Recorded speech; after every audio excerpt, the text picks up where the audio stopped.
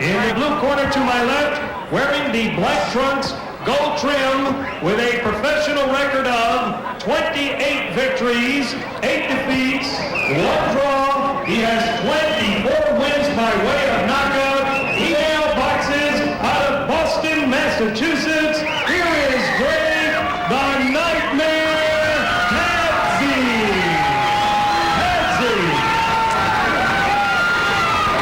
His opponent. Tony beat John Lewis for the heavyweight title. Uh-huh. Yeah, I remember that. I watched that one. He boxed that joke with a super kick. And he beat Evander Holyfield. Yeah, but I think Holyfield was already he was already too old to be fighting anyway. I believe now a younger Holyfield would have gave him a bit more of a battle than what he gave. But I mean, Holyfield still got heart though, so it wasn't just a stomp. All right.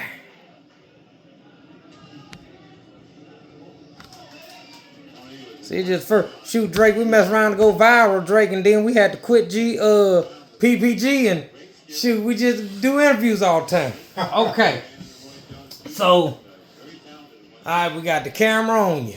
Strange, but he's never been the same since that Roy Jones fight. Zoom in a little bit. See Tony here getting off the mark quickly. All right. So Drake, I just want you to, we're going to start off first. This here be part 1. So we're going to, because you got a very, very interesting early life. Even before boxing started, before the Olympics, all that stuff. You have a journey just from coming from Africa to now. Just your childhood. So we're going to talk about your place of birth to when you first left. So we got here, right here, everybody. We got Drake, the Nightmare Thadzi. We got his fight playing in the background. Drake. And one thing, Drake, you was pretty hard hitter because I watched this whole fight too. You hit pretty goddamn hard. Yes, I do. Okay, Drake. So let's start out with where you from. Where were you born? I was born in Malawi, Africa. Say Malawi. Malawi, Africa. Yeah. Okay. Yeah. And, So what was it like in your early years of Malawi? What did you do as a child? Well, it's like Malawi, it's like Africa, it's a third world. Uh-huh. So things, they are not as easy as they are here. Okay. Yeah, it's like by the time you are like 10, 12, you're already grown. Because a lot of things, it's like more like common sense. There's no spoon feeding. Okay. Yeah. All right. So what was it like school? You went to school? You had to do it. How far did you have to go to school or something like that? No, it's like me. It's like I didn't go to school in Africa. You didn't go to school in Africa? No. It's like schools in my time when it's like this was under the tree. So to me it was like first break. I didn't go back under that tree. Okay. Yeah. Okay, so they would have like school lessons. Everybody would meet up under the tree and exactly. You have someone teaching. Teaching, that's it, yeah. So you like it, it's like, like here, you go in a classroom. Yeah. So it's more like to get out, you got to go through the door. Okay. Yeah, so it's like you go to the bathroom, it's like, it's like back there, it's like, okay, you just leave the tree and head any direction you want. Okay, no one bothered you to go back? No. Okay, so, all right. You were telling me about how the rebels had got you and had you fighting or whatever. Yeah, it's that is a long story. Okay, I mean, if you want to talk about it, you can. If you, yeah, okay, we don't have to talk about that. So let's talk about after that, when you said you went and got away from there? Yeah, I went to South Africa. And after that, I went back to Malawi. Then I went to UK.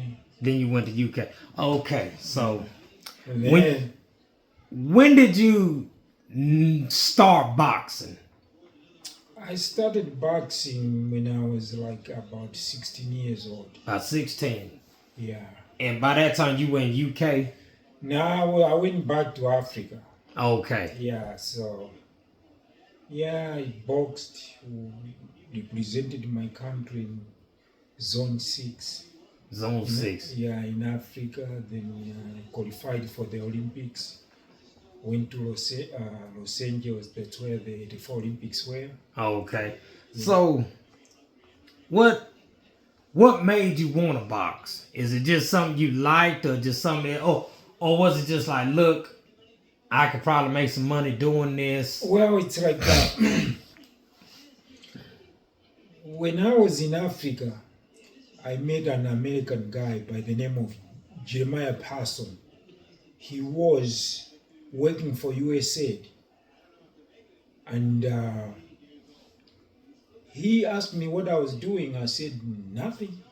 So he invited me to his house. He was a diplomat. Okay. So with my boxing doing it, I got encouraged by, he showed me a fight of Muhammad Ali and N. Shavers. Say Ernest Shavers. Yeah, that happened in 1977. Okay. Yeah.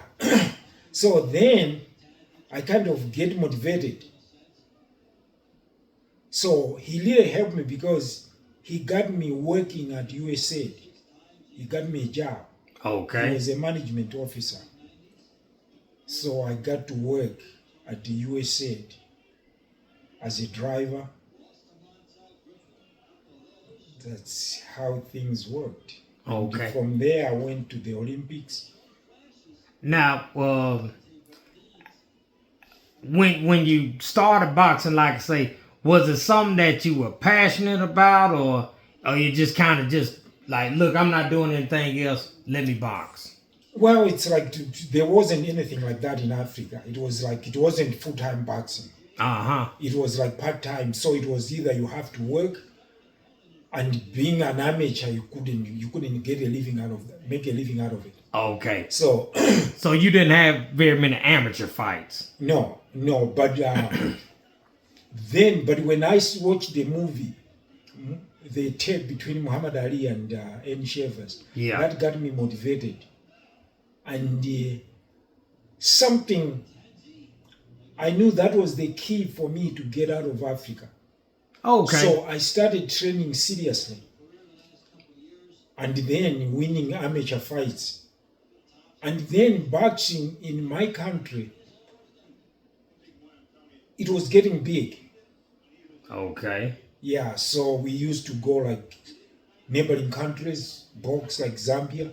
Yeah. Then Zambians come there, then we would go to like East Africa, like Kenya, Tanzania, Uganda, things like that. Seychelles. Yeah, so from there, then it's like, went to the Olympics. Now how was the Olympics for you? The Olympics was like, I wish I knew more. I wish I know more than I do now. Yeah. Because it was like excitement of going to the Olympics, but not knowing that if I put this and win something, it will be more. Yeah. It's different, like if you take a kid from Africa, even though they play at a good level, but they don't have really the meaning of the outcome. Okay. So it's just like, think about this, when kids born here, they're born in the hospital. You go get them out in a car. So whenever the mother is going at the shopping, they take the kids. And the kids, they play with like 9-10, like racing cars or something like that. So when it's time for them to drive, they got a feeling, because they've already played that, they already drive. In Africa, like my family didn't have a car. Yeah. So think about, for me to get driving, it was, think about this. You being driven, then today you said, oh, you know what? You're going to drive that thing. Yeah. Now the sound that you're not familiar or something, it's like, oh my God. Okay. So just the fact that going to the Olympics was like, oh man, like this the biggest thing. Because that was, I mean, anybody to go to the Olympics, because at that age too, was probably just overwhelming. Exactly. And it's the fact that was 1984 was the first time to be in the US. That was the first time you had ever come to the US. Exactly. That was wow. So, and then Los Angeles at that time. Exactly. And you see, we heard about Lionel Richie, then see him in person playing, because he did the opening, I think, opening on the crossing. Okay. Yeah, he sang that song all night long. Okay. Yeah. Okay. So and you had, like I said, you got to meet him too. Exactly. And at the Olympics, like marching through that, knowing that the whole world is there and the whole world is watching, it's something that it's. And how old were you at the Olympics? I was like under 18. You was under 18. Oh yeah, that's a lot for a child to deal with. Exactly. So it's, even though third world country kids, we grow fast, but not maturely, like to know things that they're on the streets. You know what I mean? Yeah. So you mature in a way that you know how to survive. Exactly. But like I say, mentally, as far as like how to deal with, like I say, the Olympics, you weren't mature enough then. But if someone had put you in Los Angeles and said, look here, you got to live and survive, you would have been capable. Exactly. It's, and not only that, but the behavior. We grew up not calling elders first name. It's Mr. But it was some surprising. You see a kid calling somebody that is almost as old as his father first name. It was like, wow. So everything was an experience. And that's what you were seeing. Exactly. Exactly. And you see these like tall buildings. Yeah. Yeah, it's like the city doesn't go to sleep. It's like, you know, it's like you said, wow, it's like back in Africa, it's like when it's dark, it's dark. That's why even like back home, the curfew is the sun. Here when that's for everybody. Exactly, because everybody sees where the sun is. Yeah. You know where he said you got to be home before the sun goes down. And you're gonna sit wherever you are. You didn't like saying, okay, come here, 8 o'clock, you know. Yeah. No, there isn't such a thing. So you sundown. Yeah. Okay, so you go to the Olympics.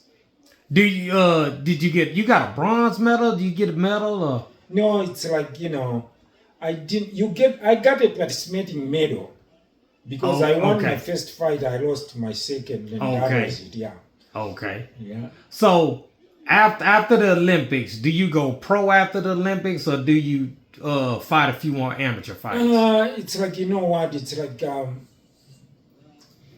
after the Olympics, I made like I had like a pen pal from Canada.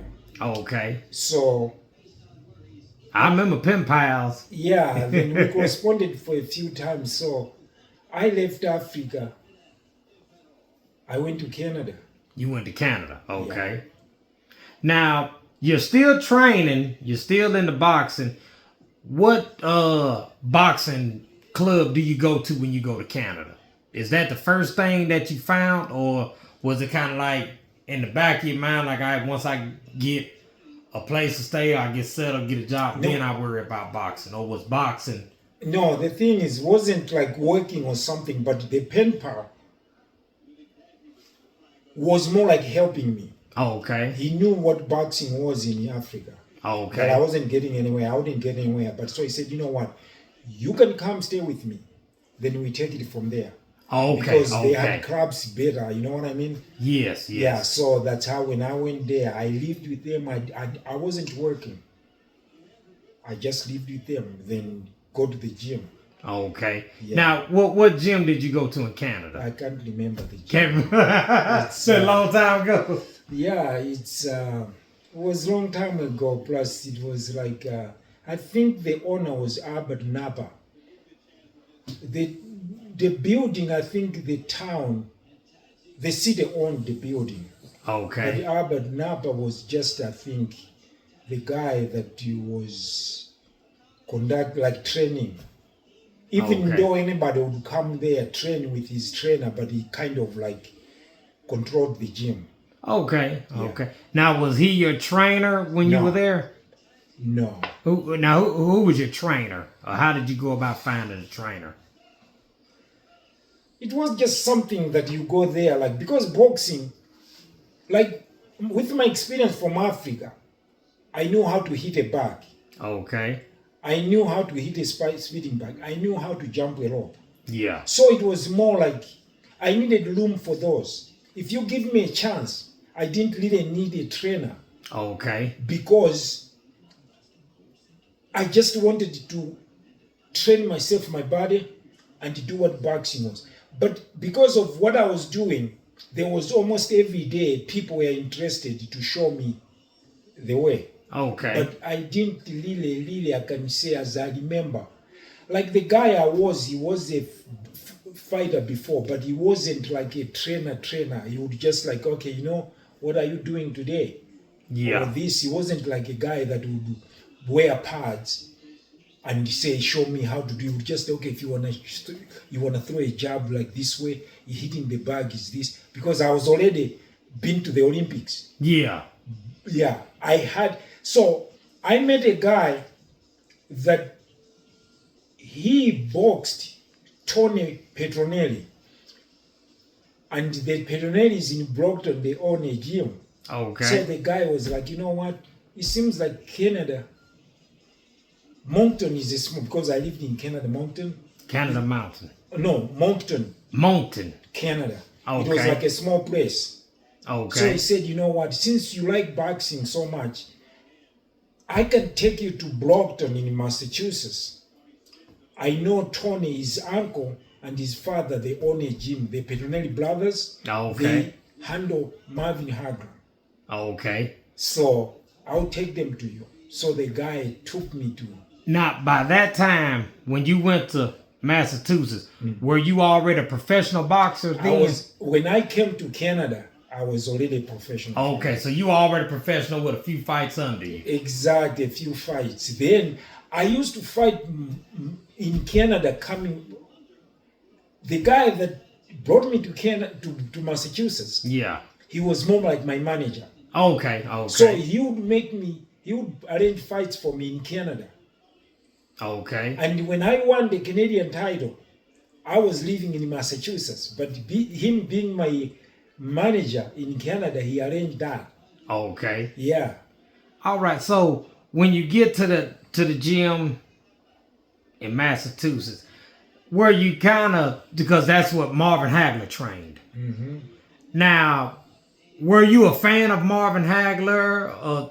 Because were you excited to know that you were going to train in the gym that Marvin Hagler went to? I had already seen Marvin Hagler fight, and knowing that was an honor to say, man, I'm going to train with the same gym with the undisputed champion, middle champion of the world. Yeah. So that was like a kind of like a highlight of my career. Okay. Just being in there, because I know in life, in order to achieve something, you have to train with the best. Okay. Then you become better. Did you ever spar with Marvin Hagler? Did y'all ever spar together or anything like that? Yes, I sparred with Marvin Hagler for a few times, because when I joined the gym, that was his last fight was with Leonard. Yeah. So as far as, like I say, how would you say when you first met him? Did you first meet him at the gym, or had you met him already? No, I met him at the gym. Okay. When you met him, like, how was he as a person? Was he welcoming? Marvin Hagler, to be honest with you, was a nice person. In person, because even when I beat James Toney for the IBO title, he invited me to his house in New Hampshire. Okay. And he cooked collard greens. I've never eaten better collard greens in my life than what Marvin Hagler made. So Marvin Hagler made the best collard greens. Yes. Okay. Yeah. So you're training there in Massachusetts. like I say, and I've seen the pictures at your house with you and Marvin Hagler and stuff like that. So, like, what does it feel like to be around someone you know is like, damn, he's a great fighter? Does that motivate you to be, you know what I'm saying, like, to go in and go hard every day? Yes, it's like, in life you have to have a role model. Okay. Anybody that is above you in whatever you undertaking, it's always your role model. Okay. Like I've met Ray Leonard, Sugar Ray Leonard. I've met Thomas Haynes at the Olympics. Yeah. I've met like Mike Tyson. I've met Muhammad Ali. In Canada, I used to train with Trevor Berbick, even though he was a heavyweight. Yeah. I used to train with Reza Radic, even though he was a heavyweight. I was a light heavy. So, and like I say, you getting that exactly. You getting that taking punches from him. I was only 175. Now, but when y'all sparring, you're not going all in, are you? Sometimes you go all in. Whew. And it's like even in the gym. In my gym, there wasn't a light heavy. Okay. There was a middleweight, Steve Collins. Then they were like cruiserweights. Okay. Then heavyweights. Yes. So you fighting big boys the whole time. Every day was like a fight. Yeah. And now I had to train a little bit harder because these guys, they were heavier than me. Yeah. That's where the Nightmare name came from, because these are the guys that when I hit them, they're the ones they said you are like a nightmare. Okay. Yeah. Knowing that I used to train with Peter McNeely. Peter McNeely fought Tyson. I used to fight with Kevin McBride. Kevin McBride was the last guy that fought Tyson. Okay. Yeah, he beat Tyson. So, every day, training was like fighting. Because if you don't train hard, you're going to get your butt whipped. Okay. So you have to train hard. You have to spar. Now, I asked you this before. What is it that for you, what do you think makes a person a good fighter? What are some qualifications that a person really needs to have in order to want to be a boxer and just be a decent boxer? What do you have to have? You have to have, first of all, what it takes to be a fighter. Mm-hmm. And discipline at the same time. Now, okay, so let's dive into that. What does being a fighter, does that mean a person likes to fight? Do you have to like confrontation, violence? Do you have to like those type of things to be a fighter? No. That's in discipline. Okay. A lot of good fighters, they don't even like fighting. Okay. Remember, any fool can fight, but very few may box. Okay. So you cannot, these two, they are like apples and oranges. You can't fight and box. That's why you find a lot of boxers, when they start fighting, fighting is outside the ring. Okay. You don't control that. There's a law that controls that. If you fight in public, and let me tell you something, when it comes to fighting, nobody wins a fight. Mm-hmm. Nobody wins a street fight. Why did you say that nobody wins a street fight? What are you fighting for? What's to gain? You right? Think about this. You sucker punch somebody on the jaw. You break his jaw. Yeah. Where's the person go? To the hospital. Yeah. He's lying in bed with wires hooked to his jaw. Is that a win for you? No, because that guy has nine times out of 10, you're going to go to jail. That guy has a family. Even though it was self-defense, but does that make you proud that you broke his jaw? And medical bills are not cheaper. No, they're not. The guy, the guy must have, maybe he was drunk or he just lost it. But now he's sitting in the hospital. He's not working. He has a family or something. So that's why I said nobody wins a fight. Mm-hmm. Yeah, but Okay. boxing is different. You both get paid. Yeah. So That's a if y'all win-win get broke, situation. you good. You got plenty of money to pay for. That's a win-win situation. You lose, you get paid. You win, Yeah. you get paid. The only thing, if you win, next fight will be more money for you. Okay. So, do you think a boxer has to have a rough upbringing, like a hard upbringing, to be a good fighter? No, it's just what you have in your Okay. head. Yeah. The only difference is, I would tell you, 9 out of 10 bad neighborhoods, they produce fighters Okay. Yeah. more than good neighborhoods. Okay. Because bad neighborhoods, they fight whether they like it or not. Mm-hmm. So sometimes that gives them, hey, if I'm getting beat every day, whether I like it or not, why can't I just train for something to get paid? Yeah. That's the only thing I can tell you. But you don't need it to be a rough guy to be a good fighter. Okay. Cause that was something I thought, like, a fighter was someone that boxes and I'm thinking it's someone they like fighting. They don't mind fighting. They'll fight whenever. But you say, like, no, most fighters, like, they don't even like fighting. No, look at Muhammad Ali. If anybody in boxing, okay, not this generation, but my generation, if you talk about Muhammad Ali, everybody, the whole world knew who Muhammad Ali was. Yes. But how did he get into fighting? Because his bike was lost. No, somebody stole his bike. Yeah. So he was looking for a cab. So somebody said, oh, there's a guy upstairs. He's a cab. So when he went upstairs in the gym, he was training. So he asked him, said, somebody stole my bike. I want to find him and I'm going to whoop him. So he asked him, said, do you know how to fight? Yeah. That's how he started boxing. Oh, I'll be.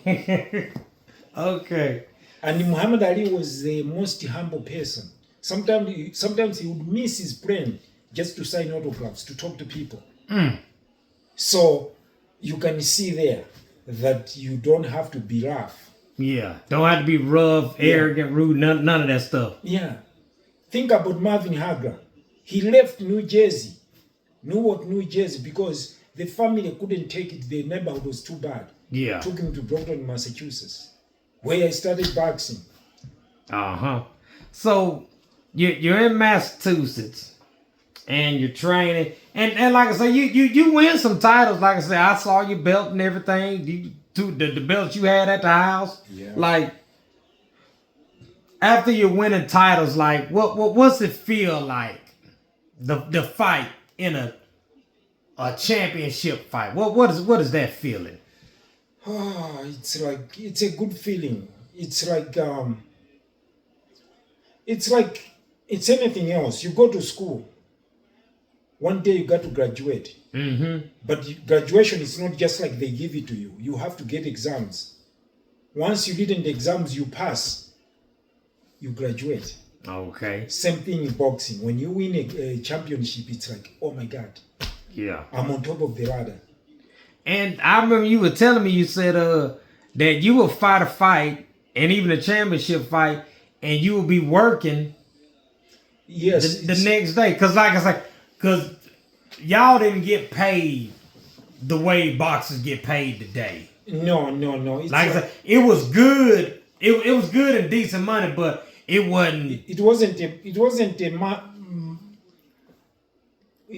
a payday that you can make a living out of it like other, because like in boxing you got to have like a promoter.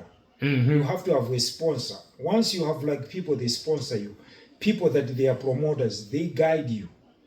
So there are some people, not only that, but when you go to the Olympics,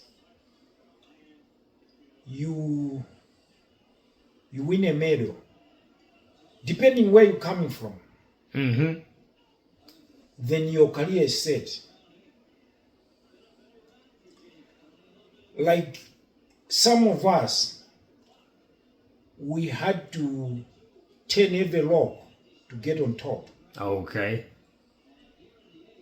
For example, Leon Spinks fought Muhammad Ali with only 7 professional fights. Unlike Marvin Hagler, had to fight championship. First time we fought championship was already when he had already over 40 fights. So he was late getting his dues. No, it wasn't that he was late, but it's just who is guiding you. Okay. How good they are at getting you where you need to be. Exactly. It's who is behind you. Okay. So if you have good people that they are on top like that, it is. And not only that, people like Sugar Ray Leonard, first professional fights, they are thousands of dollars. While somebody like me, to make that kind of money, I had to be on a championship fight. Uh-huh. He was getting it on regular fights. But money, it's how you handle it. Yeah. I've worked at a job making minimum wages, knowing that these people, they are making probably 5-6 times I make. They still come to me and they say, do you think you can borrow me $20? You can lend me $20? So they were fighting, making all this money, and was still having to Drake, can you loan me something? It's it's kind of about how you manage your money, because you remember when we were at the job and you came to me and you were like, I heard you like to jump rope. And I was like, yeah, I love jump roping. And he was like, yeah, I was a master jump rope. And I'm like, oh, okay, cool. And then you told me you boxed. I was like, oh, you boxed? Like, oh shit, okay, Drake, yeah, okay, that's what's up. Then I'm like, hey, you got some big hands, so yeah, I can see that. Then you told me that you was like, yeah, I fought James Toney. And I'm like, okay, because I keep up with boxing. I'm like, I know who James Toney is. Then you was like, yeah, I beat James Toney. I'm like, hold on, Drake. Like, I was like, you beat James Toney. So I had to come. I had to look it up. I was like, man, I gotta look this up. Man, Drake, let me make sure Drake ain't lying to me. So I looked it up. I looked you up. I said, damn. I said, okay. I said, shit, Drake, goddamn. Okay, he got these fights and stuff. And you fought what was it? Virgil Hill. And then, like I say, we got your James Toney fight. It's on YouTube, and your last fight. And I watched that whole fight, and I was like, damn, like, you know, when I came to work, I was like, man, you manhandled James Toney. Yeah, you know, it's funny that when I went to North Dakota to fight for the Virgil Hill, it was so disappointing.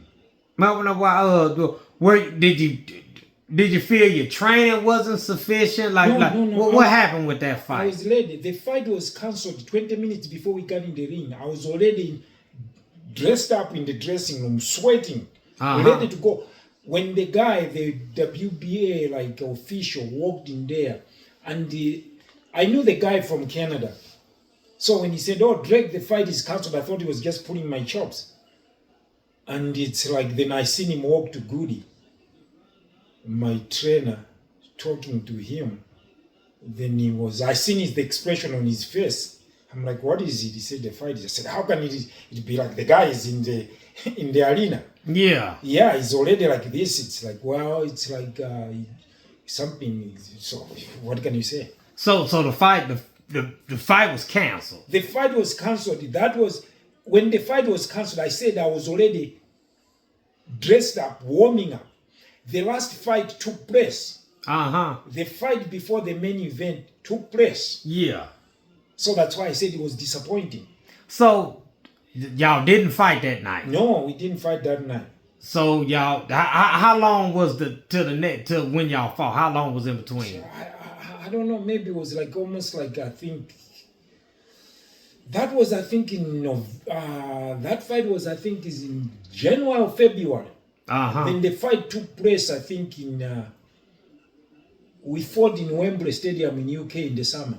Oh, okay. So I don't know, that was the same year or the year after. So, but like, why was the fight? Was the fight canceled? Like he got hurt, or No, he said he got sick. he got sick and they canceled the fight? Yeah. Okay. So the summer you fight in Wimbledon. That was in UK. Yeah. So I think it was like after a year or two or something. So when you fight, I mean, how did you feel you did decent in it, or did you feel like you were outclassed? Like, how was that fight for you? Well, the thing was that now that we fought, it was more like they took the fight out of me. Okay, when the fight was canceled. Yeah.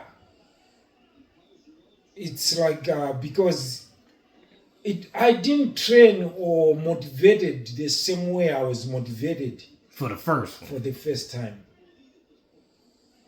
So it's like, I'm not making an excuse, but that's how it was. Yeah, and that's why he pulled out. He knew how motivated I was. He wasn't sick. Yeah. So, I mean, boxing, we know stuff like that happen. People, if they thinking you at your very best and they think they might not be at their very best and they're able to do something to get an edge on you, we know that it'll be done.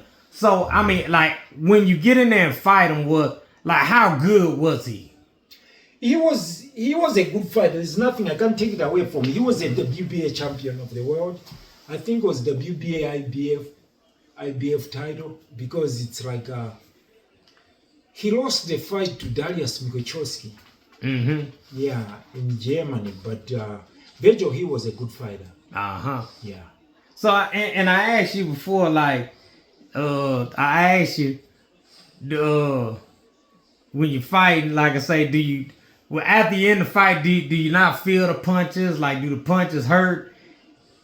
No, to be honest with you, it's that's why you train for the fight. You go through jogging, you jump a rope, you do sparring.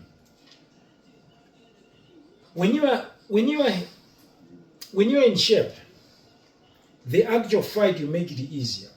I remember when I met Tyson, I said, "You're an animal. Why do you go through training?" He said, "I'm scared to lose." So you told you're an animal, why you train? Exactly. I'm scared to lose. And he said that's why he trains so hard. If you don't train hard, you don't just lose the fight. You get beat. You're never the same. Yeah. Like when he lost his first fight to Buster Douglas. It was, like I say, it was out that he wasn't training the way he was supposed to. I guess he thought, like I said, I could beat him, no problem. It's like a knockout. You can have a flash knockout. Boom! You just got in there. First round, boom, boom, you're out. They get you up there. You didn't get hurt. You lost the fight. But think about this. You get knocked out in the last tough round.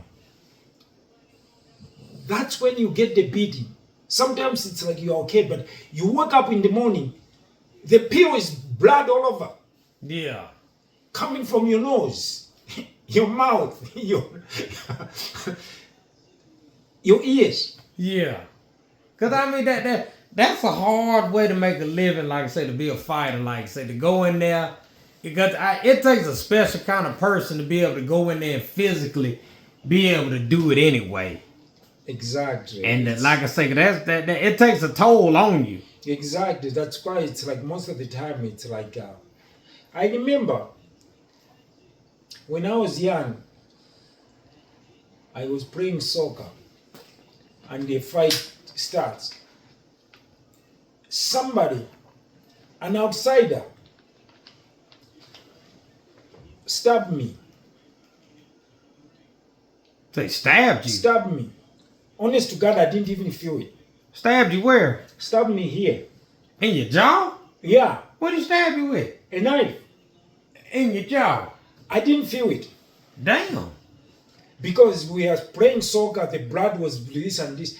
I kind of felt something that it's like, but I didn't think up until now the game was cancelled. Mm-hmm. We stopped at when I was drinking, when they served us drinks, water. That's when I was out drinking water. Water was coming out of there. Somebody said, "Hey, your jaw is there's a hole in your jaw." No. Honest to God. So there are some things when when your body is warm, you don't feel it. Well, what's the worst punch to take? Knowingly, or like I said, you see it coming, or even if you don't see it coming, what's the worst punch to take? Or the worst punch is like, oh, I hate getting hit right there. Okay. The worst punch, to be honest with you, it can be any punch. It depends where you are hit and who hits you. Uh-huh. Because there are some people, like you've seen Canelo, how he hits in the kidneys, Yeah. in the liver. You see a guy that he takes that punch, but some of them, it comes in a delay motion. Sometimes you hit you, boom, then all of a sudden you think you can take it, in a few seconds, that's when you drop. Yeah. Because for some reason, the kidney and the liver, it's got that delayed reaction. Exactly. And then the jaw. Somebody can hit you all night, but where it's connected here, with a good twist, It's lights out. Say the brain hit the reset button for you. exactly. So it's how most out of town you can train like the stomach. You see somebody has 6 packs, Yeah. but here it's hard to train here. Same with the jaw. You can do all kinds of exercises, but still they are not. You don't have the muscles that can really make you, like, you know what I mean? Yeah. Yeah. So with somebody know how to punch or a good angle, the punch gets into a good angle. And it's just boom. Yeah. Okay. So, all right, we're going 40 minutes. So, and this is just part 1. It's just part 1. Next, part 2 gonna be at your house. All right. And like I said, we're gonna show everybody, like I say, what you're up to now. But we got the Canelo and Crawford fight coming up in September. Yes. I wish you was going with me. Man, come on, man. Think about it, Drake. Go with me. All right. What are your thoughts? And who do you think will pull out of that fight? Who do you think can pull it off? I know my money's on Canelo. I like Canelo. I like both. But comparing, I think Crawford is gonna pull it out. Okay. You think he's just gonna outbox him? Just be a little bit slicker, just something that just he won't be able to find Crawford like he really wants to. Not saying Crawford's gonna run, but I mean Crawford is a great boxer. Styles makes a fight. Yeah. And Canelo, I like Canelo. The only thing I think Crawford is gonna pull it. Canelo is Mexican fighter. Mm-hmm. He started very young. Yeah. And I have to give it a credit to say in his 30s he's still a greatest fighter. But sometimes comparing to both, it seems like he's the one who's been burned out in this. Okay. He has fought many fighters, many fights. Yeah. He has so many mileage on his belt. And he's And it's time that anything can happen to him. because he did say after this 4-fight thing that he was through. So I'm looking at the only person that can pull it out, because Crawford is more like a technician fighter. Yes. He yes, hits he is. harder. he can switch, and he's a smart fighter, and he's a mean fighter too. Mm-hmm. So, if there's a guy that can beat Canelo, You believe it's Crawford? yeah. Okay. Now, do you believe the weight difference will make a difference at all, or if any? Now, Because, like I said, Crawford's coming up 2 weight classes. Do you think that's that? I mean, because you said yourself that you spar with cruiserweights, heavyweights, and stuff like that. Is it really going to be that big of a difference? Him moving up 2 weight classes to fight Canelo. Sometimes it's because you got to understand, a lot of fighters, they have to lose the weight to make the weight, Mm-hmm. and it can be to their advantage or disadvantage. But 9 out of 10 is to their disadvantage. Okay. Unlike somebody that you didn't hydrate to make the weight. So, with today's technology, people, they train with nutrition that they make you eat good, Yeah. watch what you're doing. So, this is going to be a good fight, but I pull on Crawford. Okay. All right. Well, you got it. You got it right there. Drake the Nightmare. Pulling for Crawford. I'm pulling for Canelo. But hey, I like both of them. But we're gonna see who with the best fight is gonna win. I just want it to be a good fight, more than anything. It's gonna be a good fight. So, with that right there, this here is the legend, Drake the Nightmare Thadzi. This is part 1. We're going to do a part 2. We're going to talk about some other boxing topics. And y'all can leave in the comments anything you might want me to ask him about a subject about boxing or anything. So, if y'all would like that, leave a comment, let me know. And when we do part 2, I'll be sure to get it in there. So, with that being said, this is Drake, the Nightmare Thadzi, and we're out. Thank you. All right.